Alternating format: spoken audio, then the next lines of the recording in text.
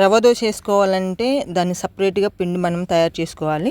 కానీ ఇలా కొంచెం దోశ పిండి బొంబాయి రవ్వ ఉంటే చక్కగా రవ్వ దోశ వేసుకోవచ్చండి.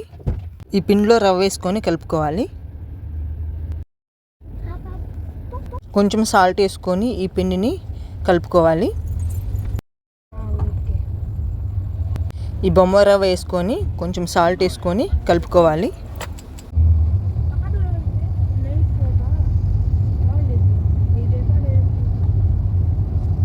దోశలో నేను వంట సోడా ఏమీ వాడలేదండి. నిమిషాలు పక్కన పెట్టేసుకొని దోశ వేసుకుంటే సరిపోయింది. స్టవ్ మీద దోశ ప్యాన్ పెట్టుకొని కొంచెం కొంచెంగా పిండి వేసుకొని దోశలాగా వేసుకోవాలి.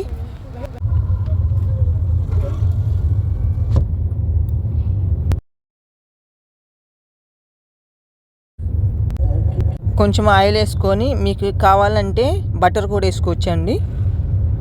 ప్రజెంట్ నా దగ్గర లేదు కాబట్టి నేను వేయలేదు. చూడండి, ఈ దోశ లైట్ గోల్డెన్ కలర్ వచ్చాక రెండో వైపు టర్న్ చేసుకోవాలి.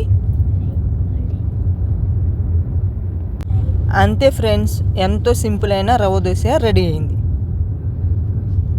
కొంచెం పల్లీ చట్నీతో కొంచెము అల్లం చట్నీతో సర్వ్ చేసుకుంటే చాలా అంటే చాలా బాగుంటుందండి.